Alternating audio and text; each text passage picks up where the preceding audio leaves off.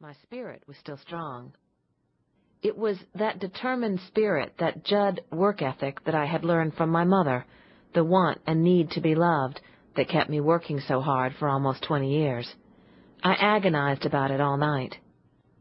I had tried for so long to keep everyone and everything going.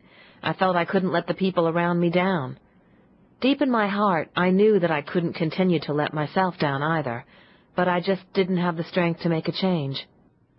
There was a world out there that was already signed, sealed, and delivered. For me to make the change would be to call a halt to the party, and I didn't have the ability to do that. In the studio, I knew how to say, "That doesn't work for me." But in my personal life, I couldn't stand up for myself.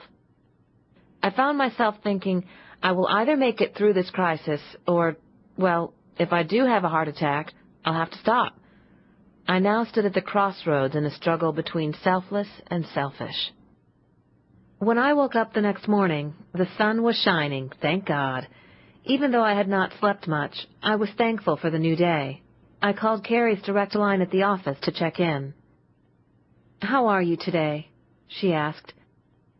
"I feel so much better," I said, trying to sound enthusiastic. "I just needed someone to talk to. Thanks for being there." "Are you really okay?" Carrie asked. "Are you sure you don't need me to do anything for you?" She still sounded worried, so I tried to reassure her. "I'm fine," I said confidently. "I'm just anxious about the album and the tour and the wedding, but like I always say, the show must go on." And so it did. Less than a week later, I was going about my life as if nothing was wrong. On the surface, things seemed to be going very right. So much was happening. My 6th solo album, What the World Needs Now Is Love, had been out for 2 months, and the first single was flying up the charts. Calls flooded into the office daily, and the calendar was filling up fast. I was already booked far into 2004, and through the next few months, I was scheduled to travel from New York to Los Angeles to visit radio stations and perform on television shows, gearing up for the concert tour beginning in January. I was also busy putting the final touches on my wedding in November to D.R. Roach, who had been my road manager for 11 years. Immediately after the wedding, Roach and his 13-year-old son, Zach, were moving in with my 8-year-old son, Elijah, and my 7-year-old daughter, Grace, and me. I was preparing for the big merge, going full steam ahead. But that call to Carrie could not be taken back. Just that one short phone conversation was the beginning of acceptance for me. I admitted that I had a problem, and the call continued to weigh on Carrie's mind, despite my trying to put up a good front. It was the beginning of a chain reaction that would end in a life-changing, life-saving year. When Julie Colbert, my agent at William Morris, called to ask Carrie if I might consider allowing Oprah to film my wedding, Carrie relayed her concerns about my schedule, mentioning my phone call. Then, during a girl talk call to Oprah's producers, Julie passed along the information. "Wynonna feels she's hit a wall." And so I received a call from Oprah saying that she wanted me to come to Chicago to talk with her about everything that was going on in my world. She had learned, she said, that I was worried about my health and that I truly wanted to do something about it. I wondered if my visit with Oprah might mean I would get some advice from someone who had been there, who might inspire me to begin the process of making a change in my life. I accepted the invitation. On October 29th, I boarded a flight to Chicago. I had butterflies in my stomach all day long, and by the time I buckled myself in the seat on the plane, the butterflies had turned to knots. Roach sat next to me and took my hand for our usual takeoff prayer. He could tell that I was emotional, and so he continued to hold my hand as we sat quietly waiting as the plane took off. I leaned forward and looked over at Carrie, who sat nearby. She smiled at me. Tears filled my eyes, and I smiled back.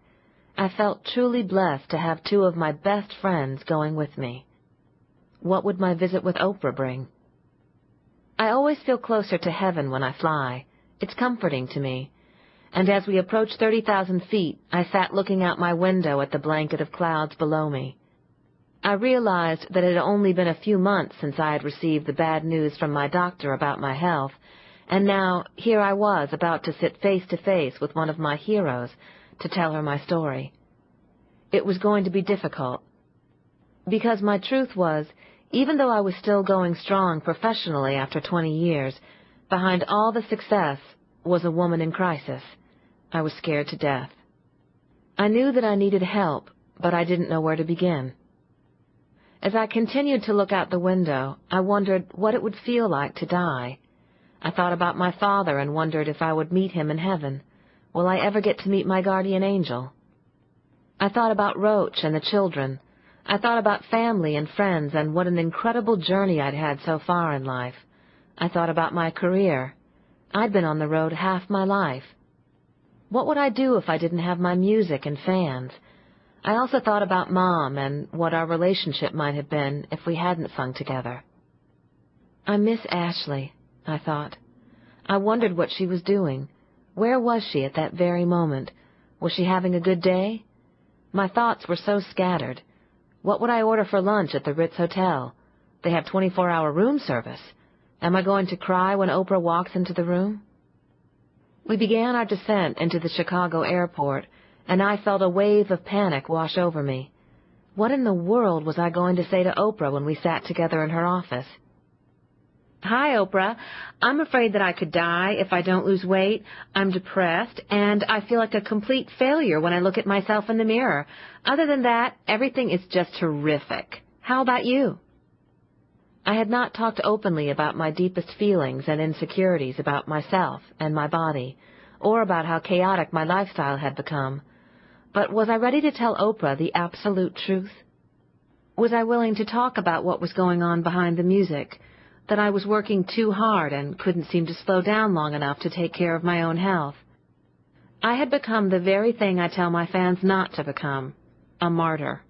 I had struggled alone and in silence. I had continued to put my personal problems on hold for the sake of family and career. Day after day, I convinced myself that I could take care of all my professional and personal responsibilities, determined that I could have it all. But trying to have it all was costing too much, maybe even my own life. It was time to surrender to my absolute truth, that I had lost myself. I had forgotten to put myself on the list. I looked at Roach and he leaned over and kissed me. Good timing. No one said much on the ride to Oprah's Harpo Studios. I could feel that Carrie and Roach were nervous for me. My heart was racing as our limo pulled into the entrance of Harpo. I thought, it's too late to turn around and go home now, country girl. We got out of the limo and several women from Oprah's staff greeted us. I had been here many times before, but this visit was very different. I wasn't here to talk about singing or show business. I was not here about a celebration. I was here to speak from the heart about my real life. As I began walking up the stairs to Oprah's office, I asked myself, how in the world did I get to this place in my life?